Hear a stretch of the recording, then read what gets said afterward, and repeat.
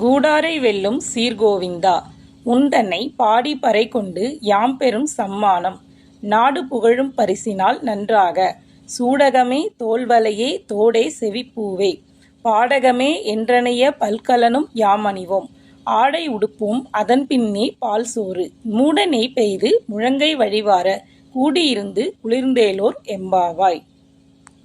எதிரிகளை வெற்றி கொள்ளும் சிறப்புமிக்க கோவிந்தனே, உன்னை நாங்கள் பாடி அருள் பெற வந்தோம். அருட்செல்வத்துடன் இவ்வுலக வாழ்விற்கான பொருட்செல்வமும் தருவாயாக. அது இருந்தால்தானே நாடு புகழ்கிறது. கையில் அணியும் சூடகம், தோளில் அணியும் பாகி வளையம், காதில் அணியும் தோடு, கர்ணப்பூ, காலில் அணியும் பாடகம் ஆகிய அணிகலன்களை எங்களுக்கு கொடு. புத்தாடைகளை வழங்கு. பின்னர் விரதத்தை நிறைவு செய்யும் வகையில் கூட்டமாக உன்னுடன் அமர்ந்து கையில் நெய் வழிய பால் சோறு உண்போம். கூடாரை வெல்லும் என்ற சொற்றொடரில் இருந்து கூடாரவல்லி என்ற வார்த்தை பிறந்தது. இப்போது பெருமாள் கோயில்களிலும் கூடாரவல்லி விழா கொண்டாடப்படும். அன்று அக்கார அடிசல் எனப்படும் உணவு பிரசித்தம்.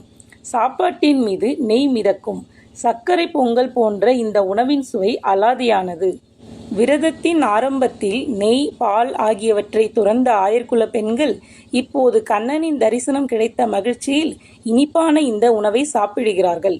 பால் சோறு என்பது பார்க்கடலையும் குறிக்கும். கண்ணா, உன் தரிசனம் கிடைத்து விட்டது. நாங்கள் நீ பள்ளி கொள்ளும் பார்க்கடலில் இருப்பது போல் உணர்கிறோம்.